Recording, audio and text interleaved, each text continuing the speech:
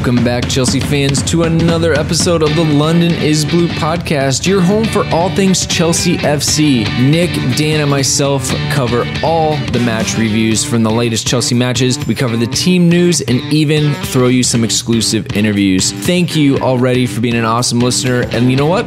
Let's jump right in.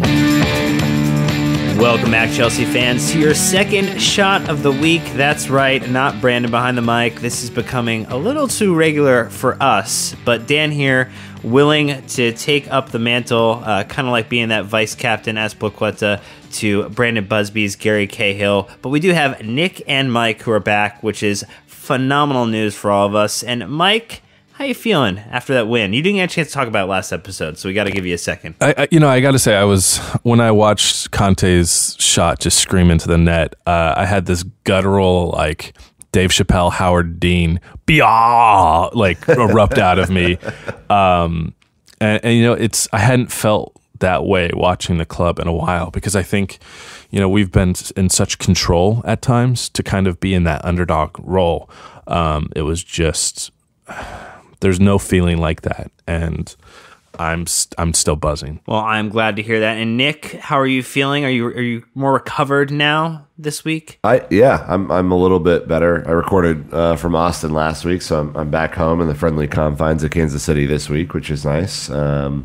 Apologies for missing the midweek. I had a ridiculous week at work, so I couldn't step away, but I'm back. I'm back and just the same as ever. Not better, just the same.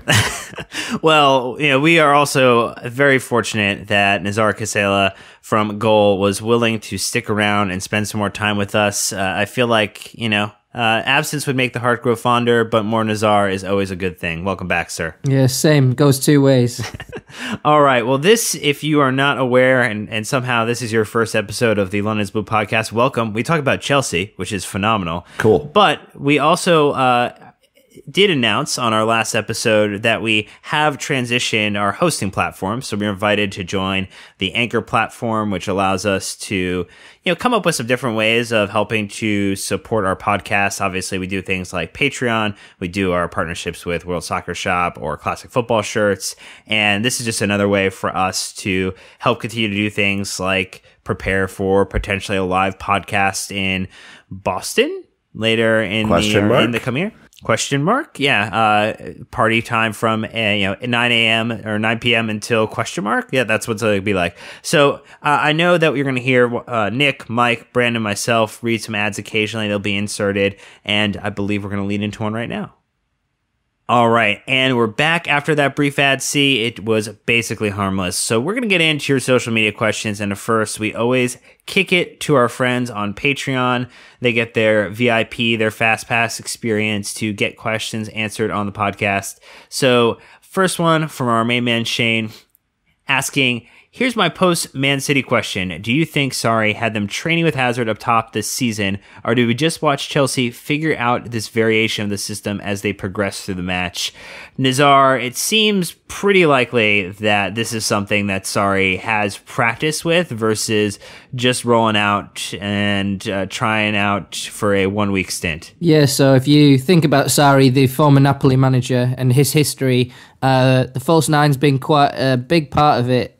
Dries Mertens was another Belgian, another great goal-scoring Belgian. He was the guy in Napoli, and he replaced Gonzalo Higuain, who was a proper number 9 at Napoli. And he likes this system. But obviously, he keeps the ball on the ground a lot. There's not many crosses coming into the box, even when they do play a number 9. It can be quite frustrating for Morata and Giroud. They have to adapt a lot because there's not many crosses. These wingers that Chelsea have, Hazard, Willian, and Pedro, they all like to cut inside. They play a different way, short passing. So it's quite an easy transition for Chelsea to make, and they've done it before under Conte. And I'm not surprised to see the false 9 around, and I think that it was always going to happen. I'm actually surprised that it just took so long to happen.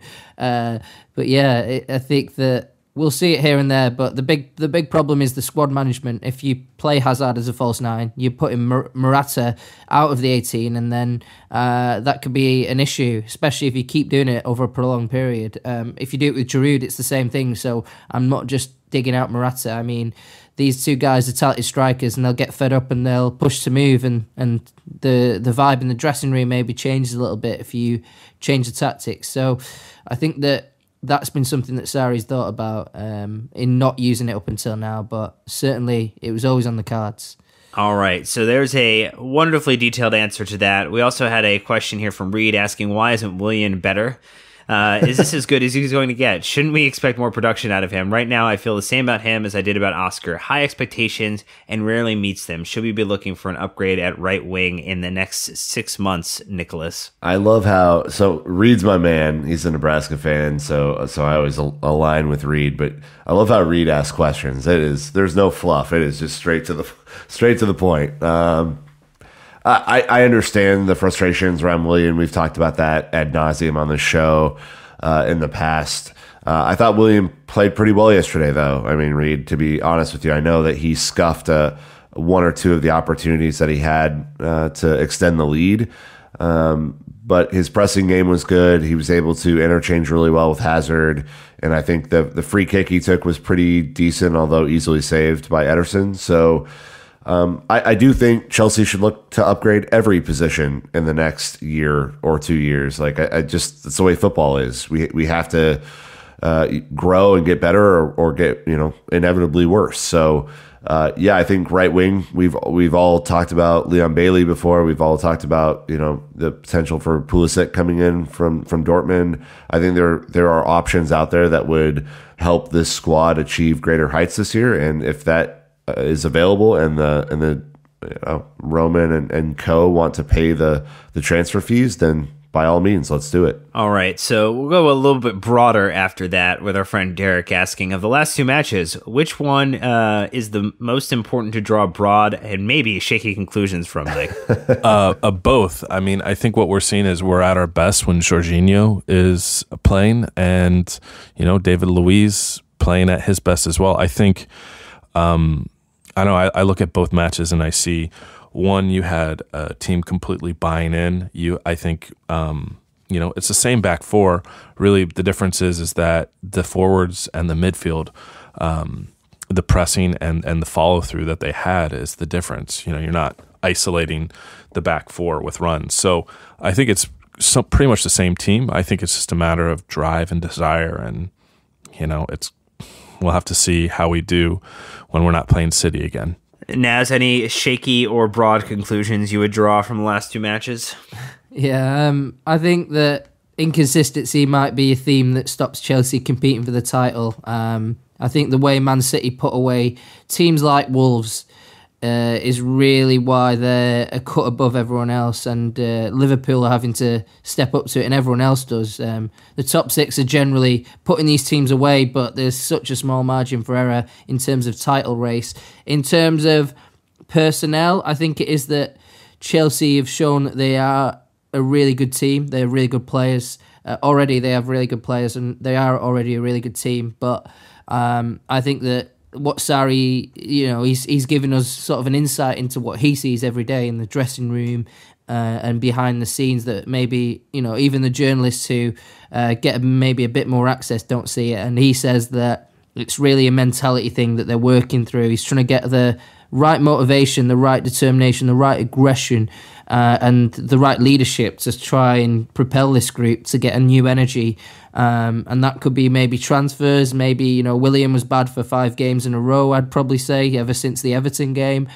Could you replace him? Maybe, but it's difficult to replace them because Pulisic's not really playing for Dortmund, and Bailey's not having a great season after a great year last year with Leverkusen. So they're probably getting criticised by their own fans. So it's not easy to replace even somebody like Willian, who isn't the superstar in the team. It's Hazard, but it's going to take a big player to come in, and expensive player at that. So we'll see. It's an interesting time. I think Chelsea are in a huge battle for the top 4 places, and I think it will be... I don't agree with Guardiola. He said that Chelsea, Spurs and Arsenal can win the league, not Man United, but those are the 3. I don't think it's true. I think those 3 teams are competing for the top 4, and a really good team's going to drop out of the top 4 this season. Yeah, we're going to get into, after we answer some of these questions, a little bit of conversation about what is going to happen with the top 4 and kind of We'll also bring in the top 6, so we'll give a little Manchester United conversation for you as well, Naz. But after we answer some more of these questions, Nick, did you have a broad or shaky conclusion to round us out? I think the only thing I would say is that, obviously Chelsea changed the way they played against City, and I think showed them, showed City a good amount of respect, but still played with a passion and a desire and a collective spirit that they didn't play with against Wolves, where, they basically dropped off the second half and never really responded to the counterpunch. And that's really disappointing that switch can be flipped so frequently or infrequently. I would just hope that, I understand that big matches bring a different level out of some players, but I would just hope that there's more consistency in spirit and approach moving forward. That would be my broad conclusion. All right, I'm going to throw one out too. I think if you look at 3 of the youth product in terms of Callum Hudson-Odoi, Ruben Loftus-Cheek, and Andreas Christensen, I'm going to say that my shaky and broad conclusion is Andreas Christensen, out of the 3, is going to have the hardest time reestablishing himself, particularly after how well David Luiz comes up in extremely big matches. So agreed. That would be my truth shakiness there. But it sounds like it's not that shaky based upon you guys disagreeing with me, which is fantastic. Moving along, though. Howell has the question, said, hell of a match. I had my doubts we'd keep it close prior to playing, but the boys came to play. Seeing the success of the false 9 and lack of production for forwards, are we going to see this more until we get some other talent in the attacking role? We did answer this on the first podcast of the week. We did mention that it's probably not going to happen all the time, but it is nice to know we have an alternative option. In another statement here from JL Hines saying, unbelievable. I watched it again last night to see what I missed. We absolutely looked more comfortable after getting that goal, played with more confidence and didn't give the ball away as quickly or as frequently in the second half. I see a lot of questions about the false 9, but I think it's obvious that the biggest change from midweek was mentality. The players left everything on the field, and I love them for this. What do you think Sarri needs to do to get this type of effort out of the team every week, more frequently against lesser opposition? We have played our socks off against Liverpool, Arsenal, and City this year, but dropping points to lesser teams will kill us in this top 4 race. I'll end it with this. Trust the process. Trust in Sarri. If City don't lose again, likely, we end their invincible run like they did to us in 04-05. I think there's some great things coming. That sounds nice. It's positive. That sounds good, right, Nick? Yeah, that's very positive. I just mentioned this after Derek's question, but I'm not 100% sure what Sarri can do on the motivation front. I think yesterday is kind of an outlier because we're playing a team with such talent and prestige as they've built over the last 10 years, and I'm hoping it's not an aberration, but I think one of the ways that you can motivate players is by resting them or sitting them in favor of maybe some of our younger talent that Dan just mentioned, like an Ampadu or a Ruben Loftus-Cheek or a Barkley or any and all of these people. I think are maybe that's the kind of motivation that these guys need to realize that if they don't consistently bring it, a la Willian or a la Jorginho or any of the players who have struggled recently,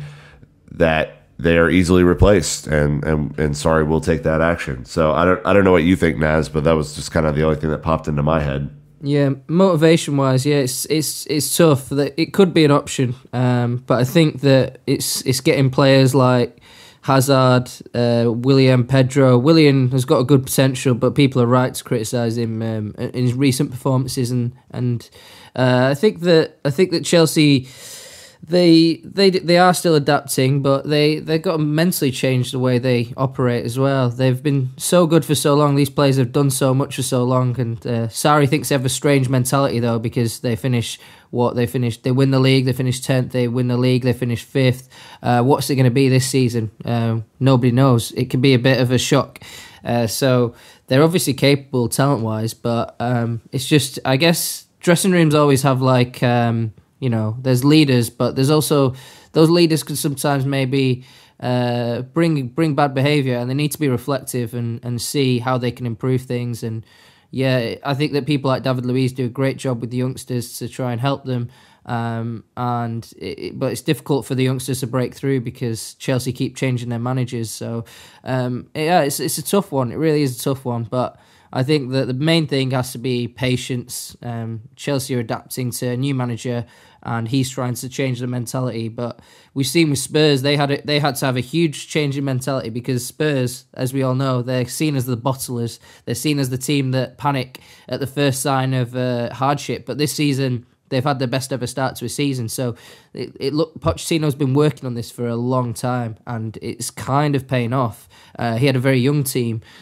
Chelsea have a different problem in that they have maybe an older team that's struggling to keep that same motivation going. They've still got the skill and the physical effort and all that, and they do work hard, but it's that mental sharpness they're really lacking. And we saw it with the sucker punches at Wolves, as you put it. So, yeah, it's a tough one. There's no direct science, but it's something that you work on over a long period of time. We had questions for Brett about the false nine, which we covered on the past episode. I'm going to merge the questions from Tom and Raghav together, talking about Emerson and Alonso. Tom was asking, when will Emerson get his chance? And then Raghav was talking about Alonso and that he's brilliant, but he's slow and gets turned around too easily. And does he think Palmieri will be good enough as a backup? I know, Mike, how are you feeling about the Alonso Emerson? And do you feel like there's a chance for Emerson to potentially reach up from, a quote unquote grave and then take that position out of Alonso's cold, dead hands? Jeez. I mean, there's always the potential, right? I mean, we know that Sarri is somebody that you have to prove trust with. So if given the shot and Emerson performs magnificently, then there's a real, argument on the table. I was shocked to see him on the bench for this match, which was great, but I don't know what he has to do to get his trust. I will say that I think, as well as everyone played yesterday, I think Alonso was very poor, especially in the first half. And I think we were very lucky that Sterling swapped sides to try and attack Dave, because there were a lot of times that Alonso couldn't get a single pass off, to complete it to another guy in royal blue. So I think we were very lucky they shifted off of away from him. But I hope he can pull it together. It's a really good point that you make there, Mike. I mean, I'm surprised we actually didn't bring it up in part one. Raheem Sterling was having his way with Alonso, and Alonso was just rattled. I tweeted out from my personal account in the first half that it was a first half sub that we needed to make, because he just didn't look like he had it together. And I think halftime was the best thing that happened to Alonso. I thought he played a little bit better in the second half, Naz, but yikes, it was a bad first half for him. Yeah, I think that he was maybe one of the weaker performers, but it was still kind of a case of he did his job. I think Sarri trusts him more than Emerson for whatever reason. I find it hard to find a reason, to be honest, because I've seen Emerson play in all his games this season, and he's not really had a bad game. To be honest, his crossing is the best of all the wing-backs. Alonso, obviously, he's done it for a long time for Chelsea. He's got a great status. Maybe he needs a spell out of the team just to give Emerson a chance, for one. For two, maybe to rethink his own game. He's moving to a new position from wing-back to full-back. So I think that transition's been difficult, because it's a completely... You think that it's only a small switch, but actually it's a sizable switch, to be honest. For Azpilicueta, it's easier, but for Alonso, he's played wing-back for a long time, also Fiorentina. So, it's a difficult one. I think that Emerson, I'd have no qualms about playing Emerson, but Sarri seems to think that set pieces, both attacking and defensively, Alonso contributes a lot, and he does. But Emerson's only 5'9", so that might be part of the issue. But I think that yeah, Emerson deserves a chance. It's really hard on him. He's a great player. Even at Roma, before he got his injury, he was really seen as a top defender. So he is good enough for Chelsea, Emerson, and Chelsea will lose him if they don't play him eventually. As is the case with most scenarios with players who get fed up with just wasting away or seeing their career disappear in front of their eyes. So Daniel had a question asking what just happened. You know what? I think we covered that one pretty heavily. A wondrous event happened right before our eyes. It was glorious. Have we? Oh yeah, we did. We covered that one. Okay. Fully. Jacob then had a question saying that he was going to retire his 17-18 third kit. He wore it on Wednesday when we lost to Wolves. Passed it today. And then now they beat the best team ever, or the best team in Europe. Shame, I like that kid. So sorry about that, Jacob. But he did have an actual question talking about the transfer market, saying early November, we were linked with Suso from AC Milan. That really hasn't been discussed much since the Pulisic rumors started up. I'm a huge Pulisic fan, but Suso has 12 goals involvements and 14 appearances compared to Pulisic's 3 and 9. Suso has a $34 million release clause, is only 25. Why hasn't this rumor been discussed more? And do you think he'd be a decent right wing signing? And Naz, we got to go to you for this one. You know, I think transfers, rumors, all of that. We love tapping on our journalist friends to give us their thoughts. Yeah, well, I guess the reason it hasn't been talked about more is not because Suso's not as good. It might just be that he's the less fancied one for Chelsea, maybe the harder one to sign.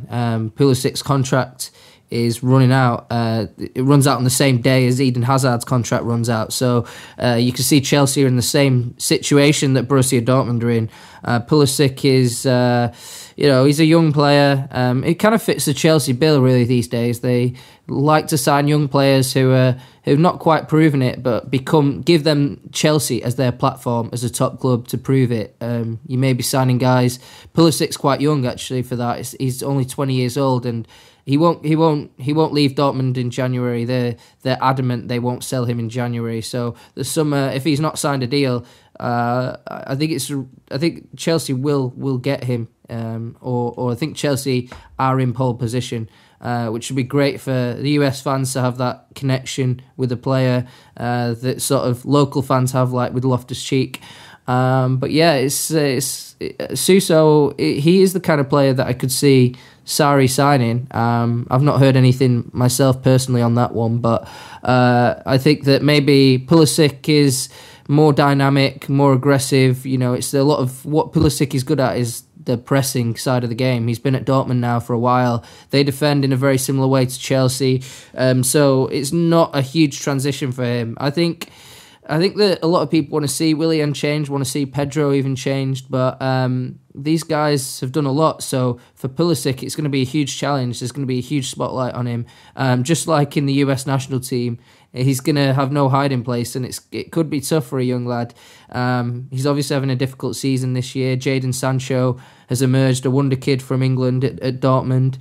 I think that he doesn't get so many goal involvements like the question says. And when he comes to Chelsea, especially if Hazard has left, it could be a lot of pressure for Pulisic. All right, that's a good summary there. So we'll kick in. That was all of our Patreon questions. So obviously, if you want to make sure that you get your question answered in the top half of the podcast, it's probably always good to get in there. We get more and more of them all the time, so we appreciate the activity and the conversation there. Nick, though, Thorny Plush, great username, asking, is there anything better than the game of footy? The answer is no. It is the best. We then also had Brad ask Mike if did anyone else not breathe for the last 10 minutes, which sounds like would probably mean that you died, but go ahead. I didn't breathe for the first 10 minutes. I actually think that was a tougher run than agree. The last 10. I agree with that. Oh, and then our friend Eric, Quickshot CFC, asking 3 questions. I'll answer 2 and then throw 1 to our friend Naz. Do you think this is a turning point game for the team as a whole? Yes. Will Liverpool slip up? Most assuredly. And then the last one would be will this really hurt Morata's confidence being dropped, Naz? And I think, at least my answer would be most certainly, but I'd love to hear what your thoughts are. Yeah, I agree with you, Dan. History says yes because we've seen he's faced a lot of challenges in his career, in his Chelsea career. He's been dropped by Spain for the World Cup. That really hurt him, understandably. We're all human beings. We all hurt sometimes. But what worries me is that smaller things hurt him as well. So if he's I saw him he had a really good game against Wolves, actually, for much of the game. The last two performances that Morata's been involved in are Spurs away and Wolves away. And now they're tough games. He's been playing the tougher games, but he was not good in either. He got subbed in the 58th minute of the Spurs game, then the 65th minute of the Wolves game. That could hurt his confidence. He could have already been hit, and then this disappointment as well. Sarri assures us that Morata can handle this, but and that he understands that it was just a tactical decision. But to be that £58 million striker plus add-ons and not be picked for a huge game is a bit of a blow for your confidence. Of course it is. So I do worry about that. I think it's for me, it's a make or break season for a lot of players, and I think for Morata it is really as well. He needs to prove himself before the end of the season, and then maybe Sarri will think about alternatives when the transfer window rolls around, especially if the transfer ban comes in and that's the last transfer window for a while. Maybe they'll be like, we're going to swap out Morata because we'll be stuck with him for a long, long time if we don't. So, yeah, his confidence is always an issue for Chelsea, to be honest, and there's not been any solution yet. We keep getting told that every time he scores that it's going to end, or interviews with him, he says that he's over it now after he scored a goal, but I think that it's still yet to be seen if he's robust enough to be a striker at a top club, the main striker at a top club, because technically he's good enough, but mentally, we don't know. There's still time, but we don't know. Well, it's a great summary of the career and the highs and lows of Alvaro Morata at Chelsea. We had a wonderful comment here from John Logan Hines, who is adapting a little bit of the Philadelphia 76ers model with just trust the process ? He did follow up, though, Nick, with that it was supposed to be an exclamation point afterwards. Okay. Yeah. No, I mean, I think for a lot of people, and this is not for John specifically, but broader, especially with some of our fans who we interact with on a decent, kind of cadence in Twitter, Instagram.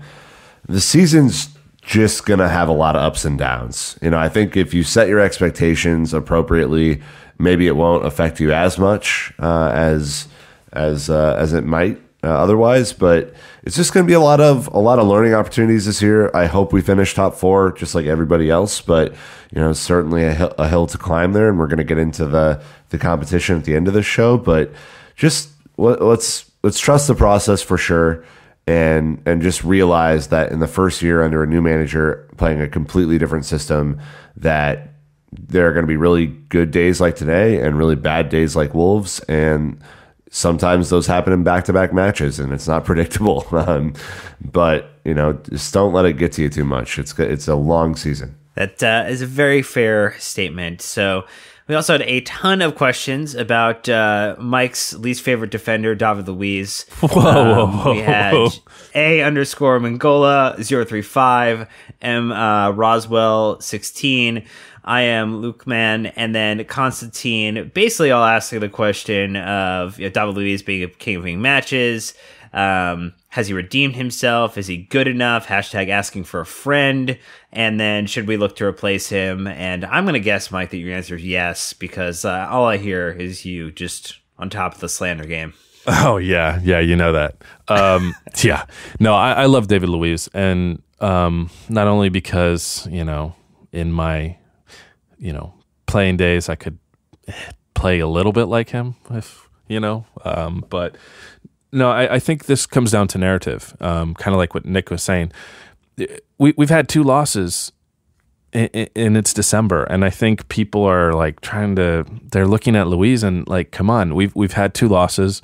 He played in one of them. So I don't care what you want to say about him. He's put up some really huge performances. His passing from the back and a bunch of other things. He's adding things to the field to the chemistry of what we needed to be one of the best teams in Europe. So, he has swagger and he plays a dangerous game at times, but you have to admire that. And I think, if you watch any of the stuff that the club puts out, that I think one of the important aspects of leadership and the locker room is that he puts people at ease. He keeps it light, and we might have lost to Wolves, but you knew that he was going to kind of make it all right for the guys so that they could move on and focus on City.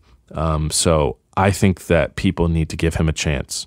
Is he going to give up goals? Yes, but he's also going to create beautiful assists or score goals too. So we have to look at it, I think, holistically as what he's going, what he brings to Sarri's plan. It's very, very fair statement, and it seems like you just turned a corner on David Luiz. I'm very happy for you.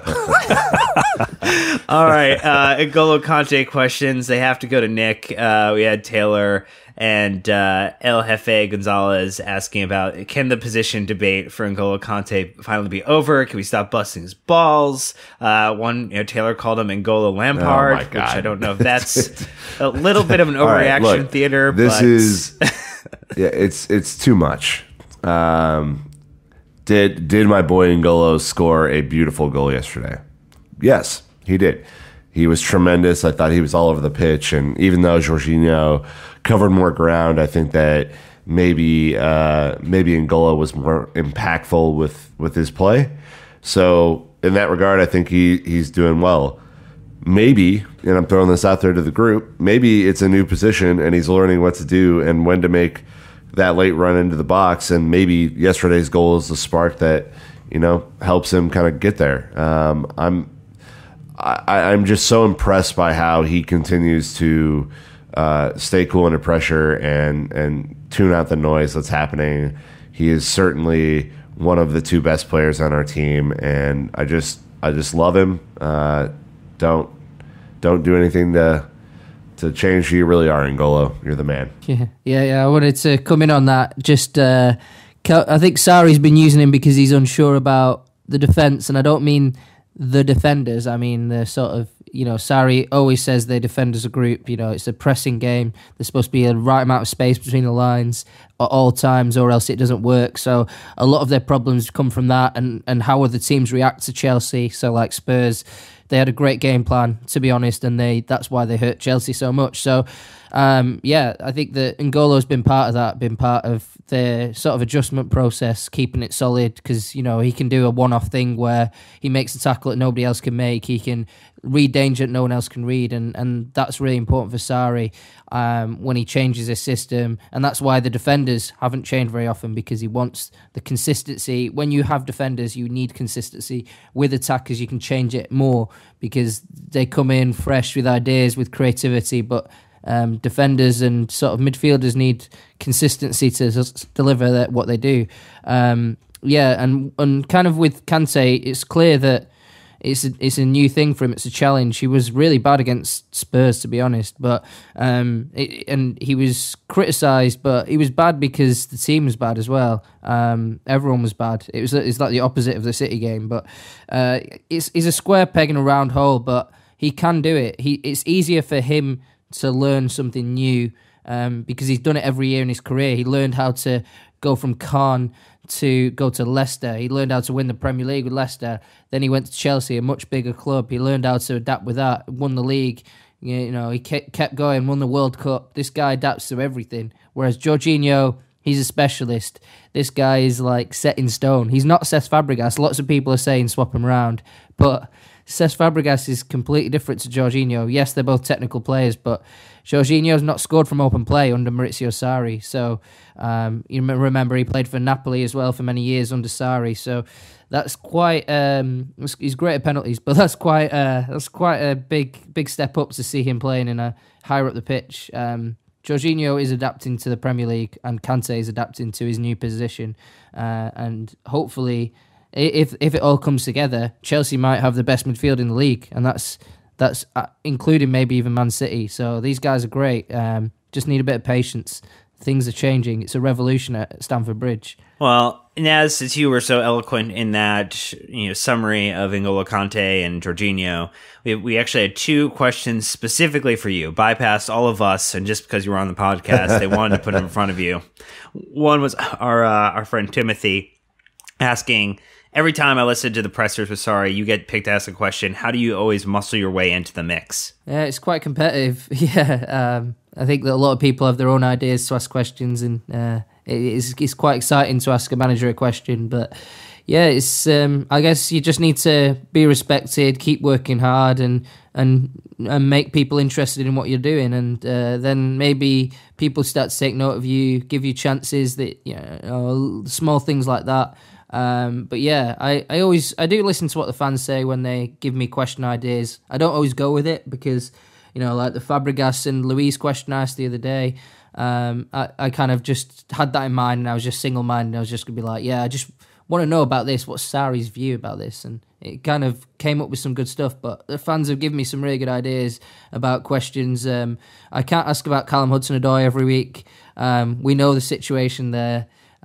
It's frustrating to not see him play, even for me, and I'm not a Chelsea fan, so I understand that, but we can't ask questions based on frustrations. We ask it on a sort of we need to know this kind of thing right now. So that's kind of a bit of an insight into why I ask questions, why I choose my questions, and I do really appreciate the sort of connection that I have with the fans who are respectful and give me ideas, and sometimes we go with it. Liam asked about Emerson Palmieri in the last press conference, because Liam Toomey from ESPN, I should say, he asked about Emerson Palmieri because a fan asked him to. So we do listen, and we are listening to things that are said on social media, so don't worry, we're looking. Also, you've been putting on actual muscle to elbow people out of the way, right? I mean, I think we had you on that protein heavy diet for a little bit. You're bulking up. It's bulking season, Naz. Oh yeah, definitely. And Nick as well. The worst thing is the mix zone. So when you at the World Cup, when you go and try and interview the players, those places, especially if it's sort of an international mix zone, there could be like 100 journalists, and you do need the muscle. You need to bulk up. Those protein shakes really work in those environments. When Neymar walks past you and everyone wants a word with Neymar, then you see chaos. That is true chaos. And I was at a Brazil game at the World Cup, and that was insane. I needed every bit of muscle I had, and I'm only 5'8", so yeah, it was pretty brutal. I'm very proud that you went the high road and talked about how he walked past you instead of rolled past you. That was I didn't cough on him, luckily. All right. So the other one we had was from Gary Hayes asking Naz when he's going to return my calls. Thanks. Soon, Gary. It's the time of year. Maybe I'll be generous and we can have a Christmas catch-up. All right. Well, that's going to end all of our questions. We had more than we could answer, which is usually the case. And thank you, everybody, for throwing some at us.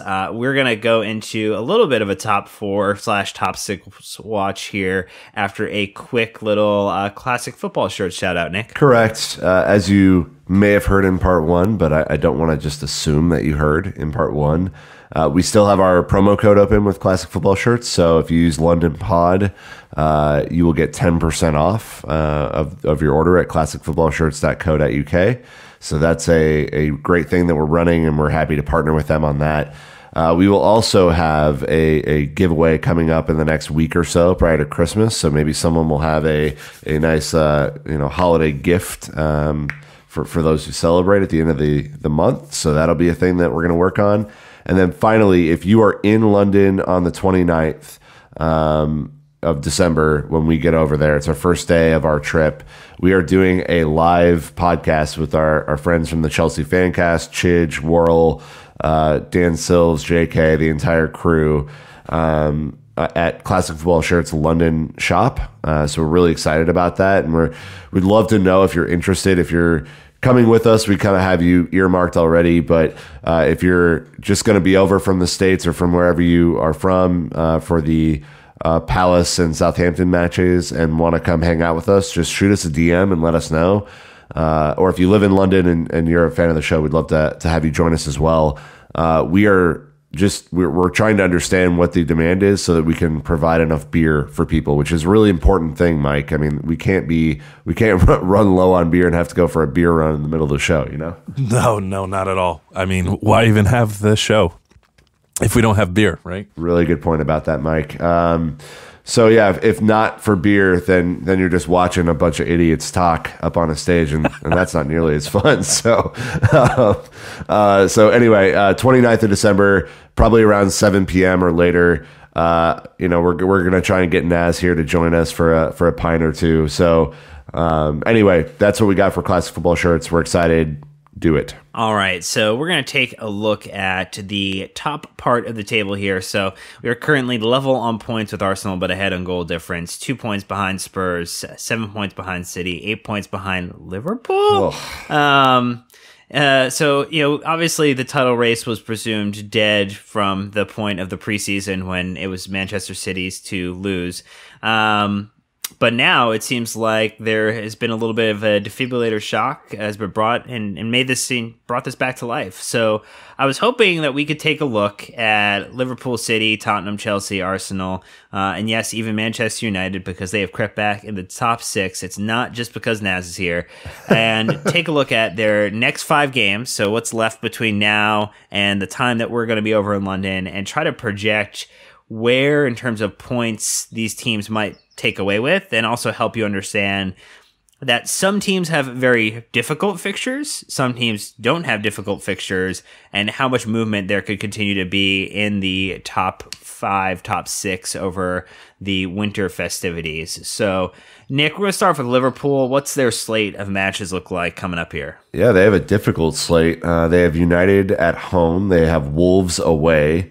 They have Newcastle at home, Arsenal at home, and City away. So 3 of the top 6 in the next 5 matches for Liverpool. And then as I see in the Google Doc as we're talking about this, Mike just dropped a big old 9 in there for Liverpool, which is a pretty low number potentially. And would you like to justify your statement? I think that despite being on top right now, I think they're a little bit vulnerable. I mean, you look at playing City at, on the road. I think that's a tough match to get any points out of. And, Arsenal's red hot right now as well. So, I think they'll definitely beat United and Wolves and Newcastle, but I don't think it's going to be a walk in the park for them. Naz, how do you think the fixtures are going to suss out here for Liverpool? Yeah, it's tough. I'm not sure, but I think one of the big factors that hurts Liverpool is Joe Gomez's injury. I think they're looking a bit lacking in defence now since that injury. He was great for them this season. His partnership with Virgil van Dijk, who they're going to be over-reliant on now in this busy period, he's going to have to rest for some big games, and that's going to be tough for Liverpool to handle, in my opinion. So I do think they'll drop points. Mourinho's going to park the bus against them, so could be a 0-0 draw there. And we know about Wolves, as watching Chelsea, it's tough. I think that 9 points is about right, to be honest. Yeah, I think, I see Nick here dropped to 10. I dropped to 10. I think it's not going to be maximum points for Liverpool, which anything outside of maximum points is going to put them in jeopardy of falling to potentially Manchester City, who, Mike, it seems like they have a bit of a nicer fixture schedule here outside of one big match. Yeah, I'm putting them down for 12 points. I think that maybe they will drop points at Anfield, but I think they're going to get the show back on the road.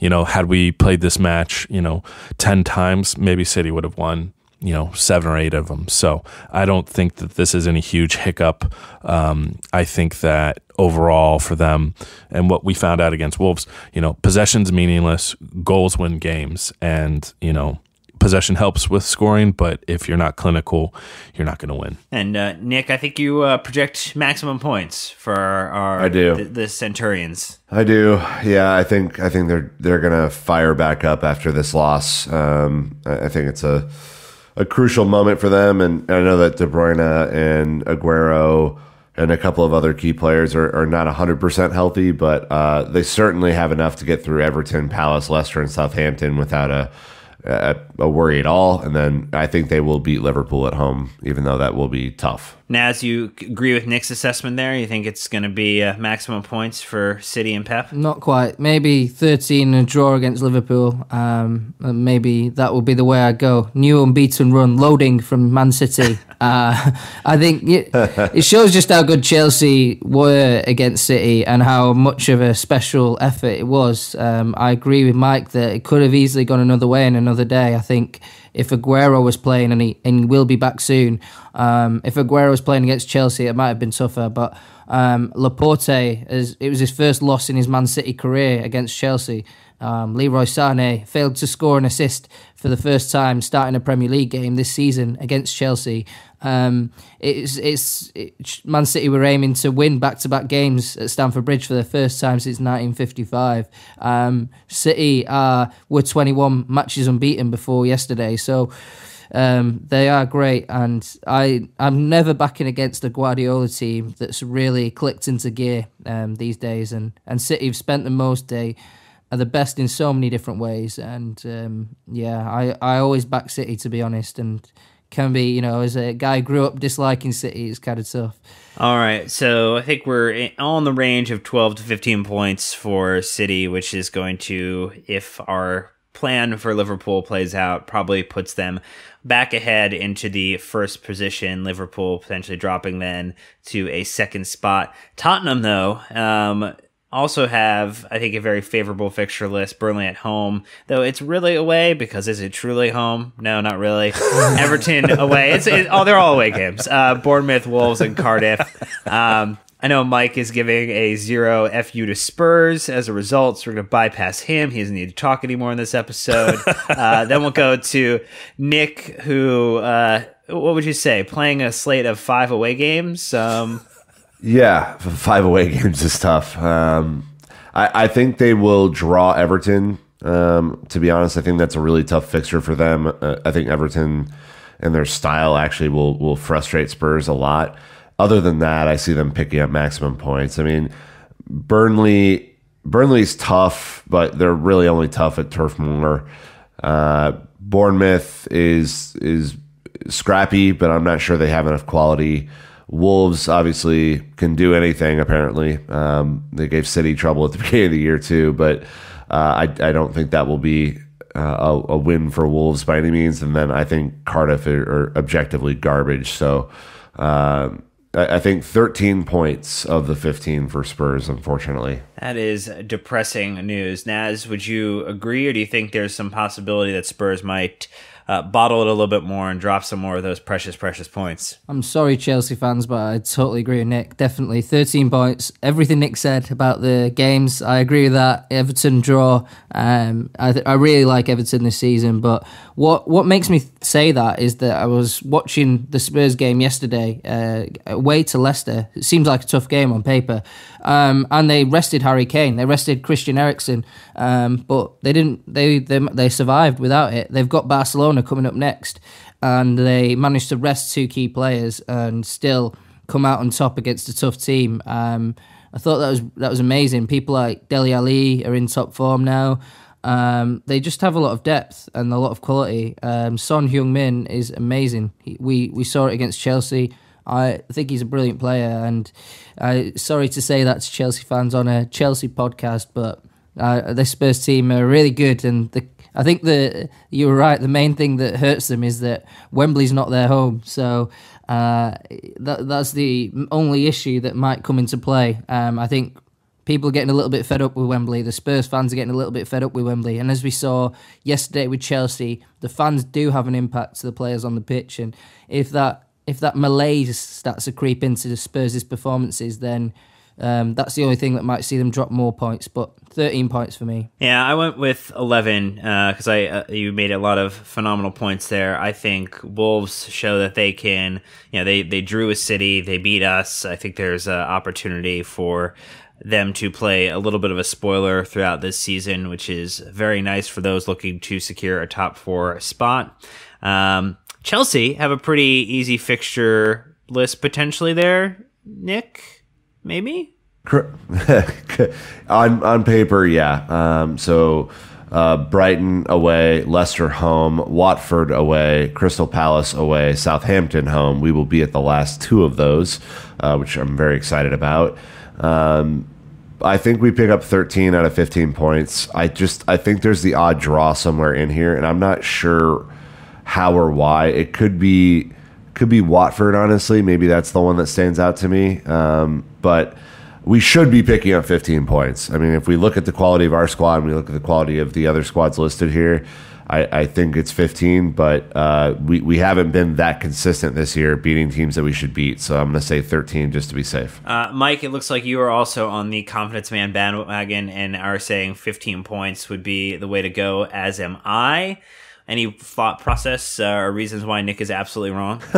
Well, it's not just Nick. I mean, I think won't Naz have to turn in his press credentials for agreeing with Nick on the Tottenham? No, I think these are all winnable games. If we want to finish top 4, we're going to have to run this part of the table, and there's really no reason why we can't beat any of these squads, regardless of where we're playing them. We have the talent, we have the system, and if we struggle a little bit, I would really like to see us revert back to the false 9, put Willian on his preferred left side, and crush some teams. Naz, would you think maximum points is a potential, or do you feel like the inconsistency or the roller coaster season is going to mean Chelsea won't be able to pull it off just from a structural standpoint? Well, yeah, it's the mentality aspect comes into play now. Just played Man City, just beat them. You could beat the best team in the world. Chelsea are that good, but the mentality aspect makes them weaker over a 38-game season. And it's these kind of games. These 5 games are exactly what Sarri's warning against. Performances against Brighton are what define your season as well. There's 3 points in every game. 15 points will be a great return. Because I don't trust Chelsea this season, and because they're still adapting, I would say maybe 11 points. I think Watford away. Whoa. Watford away is tough. I think that, but I think Chelsea will go unbeaten. I think if they don't win, they'll draw. I don't know if they're going to have quite the blackout they did against Wolves. I think Spurs were exceptional against Chelsea, as well as Chelsea being poor, but I think against Wolves, that was a much stranger one, a blackout, as Sarri put it. I don't think that'll happen again for a while. I think that Chelsea will snap out of it, go unbeaten, but maybe just the 11 points. All right, so as we move on to Arsenal, who get to play the equivalent of a dumpster fire and then have one decent match. They have Southampton away, Burnley at home, Brighton away, Liverpool away, and then Fulham at home. I unfortunately have to be very optimistic that they will probably pick up at least 12 points out of that. I think Liverpool probably beats them, but beyond that, I think they should take everything, Nick. Yeah, I think they're going to have the odd draw in there somewhere.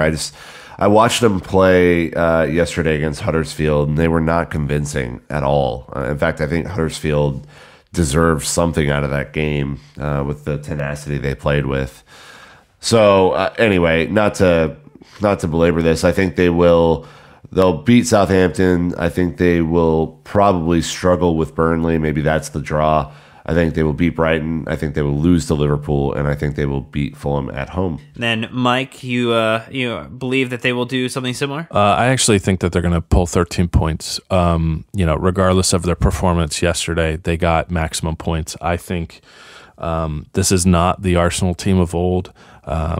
They seem, energized and usually pretty well marshaled. So I'm thinking they're going to do very well.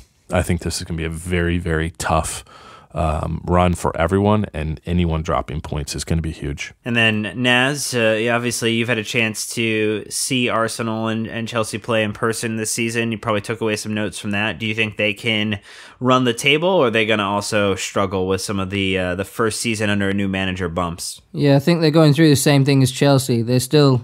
Chelsea fans should be positive about Sarri. So should Arsenal fans about Emery. I say maybe 10 points. I think maybe they'll get upset in one of the games. Maybe even Southampton the next game, because there could be a reaction with a new manager. But yeah, Liverpool away obviously is tough. So I think that 10 points, but they're going to be a contender all season for the top four, and Chelsea need to stick at it. And that just shows you the level of competition. These smaller teams are really struggling against the big teams. The Wolves result was quite a rare one. There's not many top six teams dropping points against teams outside the top six. So, yeah, I'm expecting everyone to rack up some decent points, and 10 points for Arsenal. All right, and we have to go right to you, Naz, when we talk about Manchester United. Liverpool away, Cardiff away, Huddersfield at home, Bournemouth at home, and Newcastle away. What is your thought on what Mourinho and his men will be able to accomplish? Will it be a very Merry Christmas, or it will be a coal in the stocking season? I think it's going to be a coal in the stocking season overall. Yeah, but yeah, the sort of attached side to me with Man United says I'm quite pessimistic, but I'm trying to be as objective as possible here. And I think that maybe the emergence of Rashford and Lingard and as sort of hard-working players has sort of helped Man United of late, and they beat Fulham quite easily this weekend. I know it's only Fulham, but it's a start. When you're hitting rock bottom, then you need to start somewhere. So I think that maybe they'll draw with Liverpool. I could never say that they'll lose that game, although any sane person would say they would lose that game. So I realise that I'm a bit insane for doing that. Cardiff away, I think that's the sort of game that's sort of hurting Man United. So maybe they'll lose that one, win the two at home, and beat Newcastle away. So what's that, 10 points as well? They don't really get to close the gap, though, because I've predicted everyone above them will get at least 10 points. So I think that Man United are still going to be struggling to get anywhere near this top four, even though they'll get 10 points from these games. Well, that will at least keep them in the hunt, so to speak, even though they might not have enough bottled water to go around at press conferences nowadays. Nick, how are you feeling about United? Will they kind of continue to add some pressure to the bottom of this top six, or do you feel like it's maybe they're kind of on lock in that position right now? I think they should take 12 points in this run. I mean, I don't think they'll beat Liverpool. I just don't think they have the players to kind of keep up. But otherwise, I mean, if you don't beat Cardiff away, Naz, I'm worried. I'm worried about you. Cardiff have created miracles. They're like the new Huddersfield. Man, I mean, but they're just abject. They're playing with a right back up front. I mean, who sees that coming? It's like the Always Sunny in Philadelphia. He's just like the Charlie Day wild card character. Yeah, wild card. Dude, that's my favorite episode of that show. By the way, I loved it. Yeah, I mean, Huddersfield's tough. They play organized, but I mean that should be a win at home. Bournemouth at home, you guys should win. Newcastle away. I know you guys struggled with them before the Mourinho miracle, the Martial miracle, but it's, I don't know. 12. If you don't take 12 points, I'm really worried about you, Naz. We'll see you in for after the Bournemouth and Newcastle games, and we'll just take your temperature, see how you're doing. And Mike, you were wondering something else just beyond the points? Yeah, Naz, why does Jose have a job at this point? Like,